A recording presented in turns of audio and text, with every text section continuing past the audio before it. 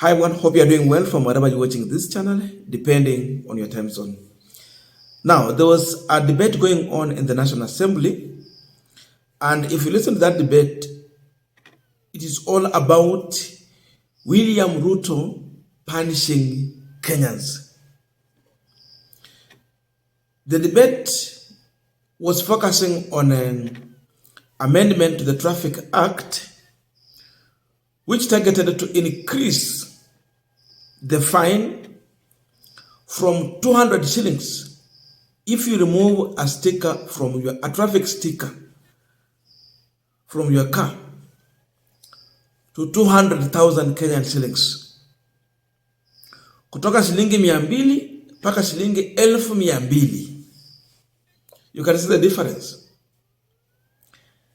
And the other one on the same, it was to remove or to increase the fine from 500 Kenyan shillings, and you can guess, to 500,000 Kenyan shillings. Kutoka faini ya shilingi 500 mpaka faini ya shilingi 1,500, 500,000. The offense is removing a notice, a traffic notice on the car.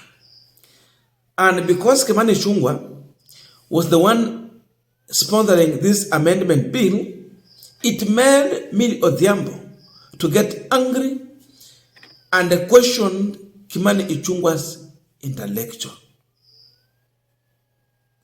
According to her, Ichung'Wah and the team have mental issues.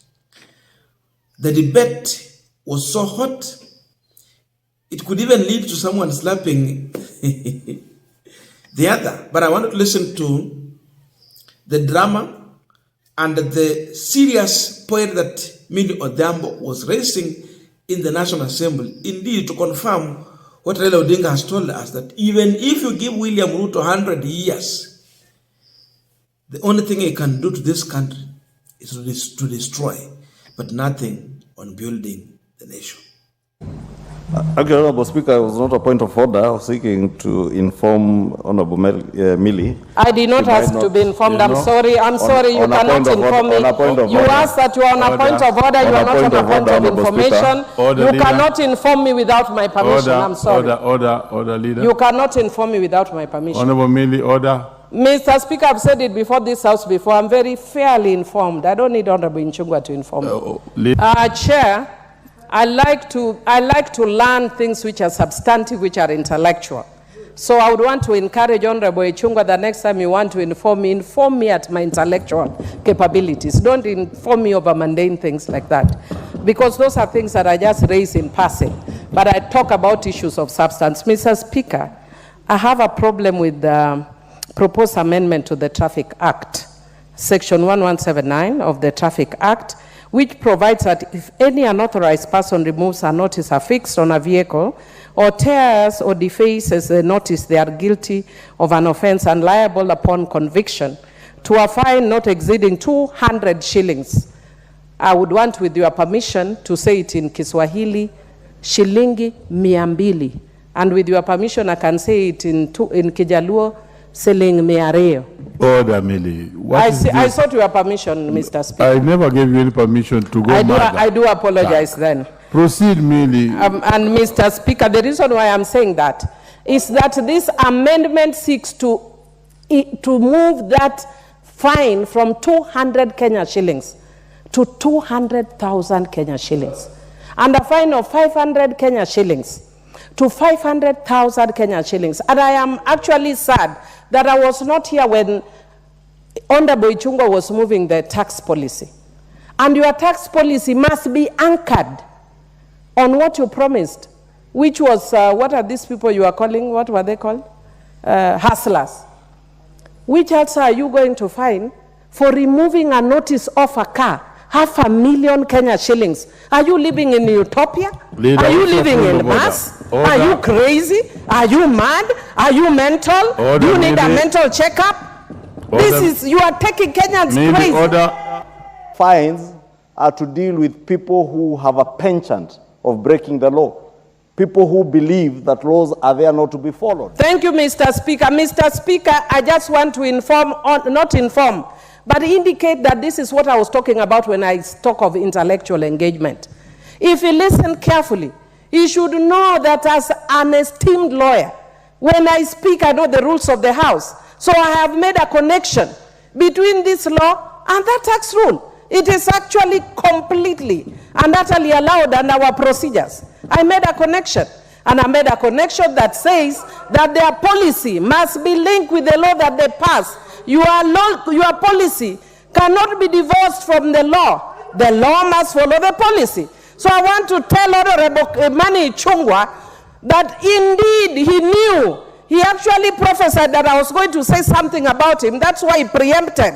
And I will repeat, are you mental? Are you out of your mind? Think about Kenyans that you are harassing. Which Kenyan is going to pay 500,000 Kenya shillings for removing a small piece of paper off a car?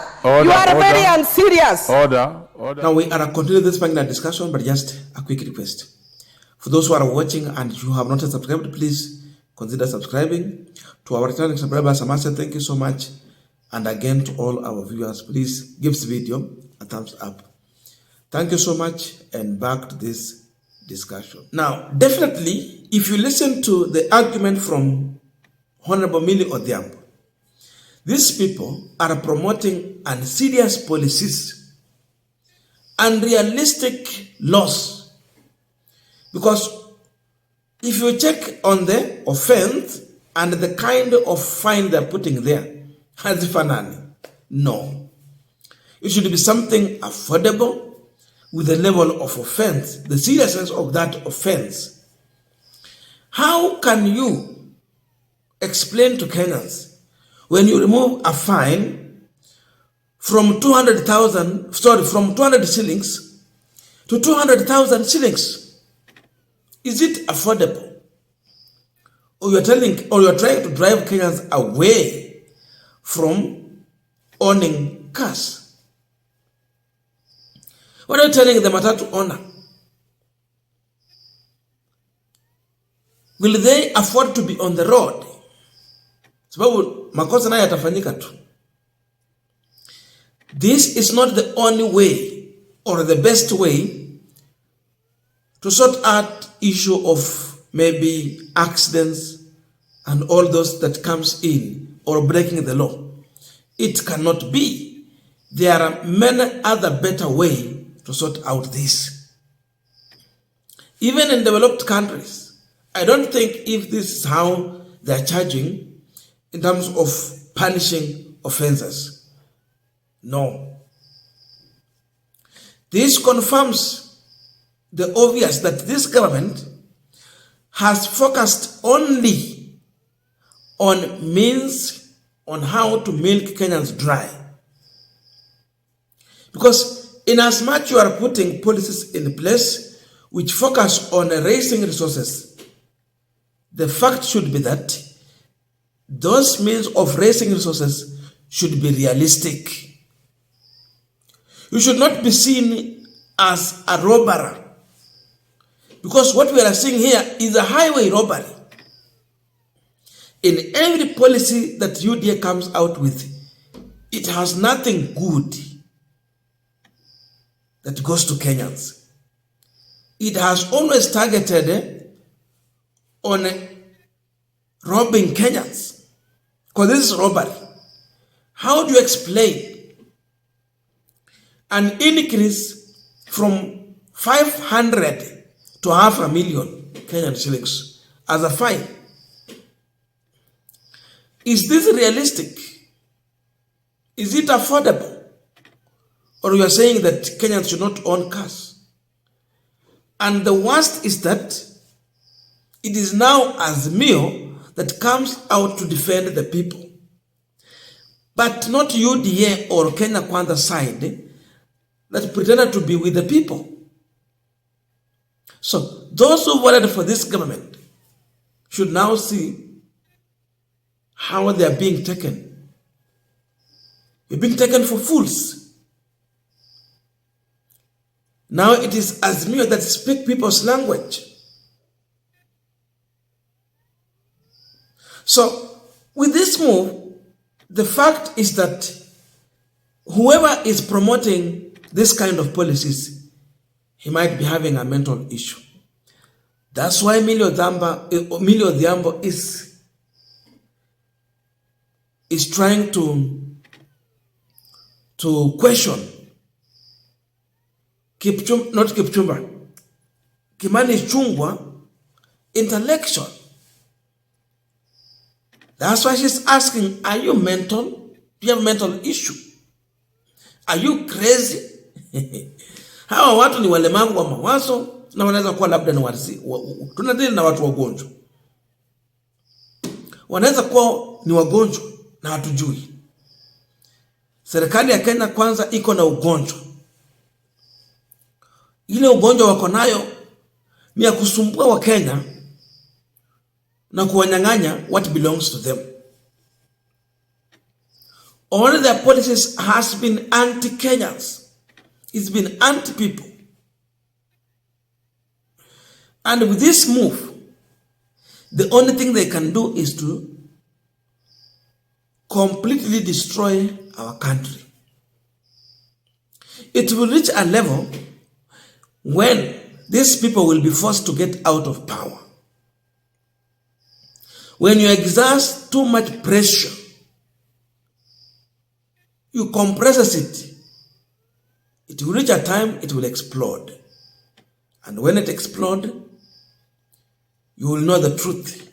Or maybe some individuals will learn a political lesson.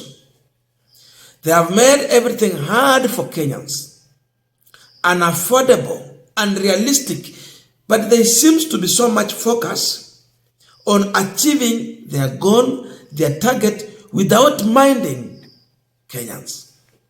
That's why you see even the response from Kimani Ichung'Wah. He's so arrogant, unrealistic, and he does not focus on the issues that Millie Odhiambo is raising up. So with this, we don't have a government. And if you think that there is something good will come out of this government, the same question Millie Odhiambo is asking, are you living in utopia or Mars? There is nothing good that can come out of these people. So everything has become like you will be charged so much expensive. Hata mambo ya vitambulisho, it's everything. So tell me, do we still have a government? These people are crazy.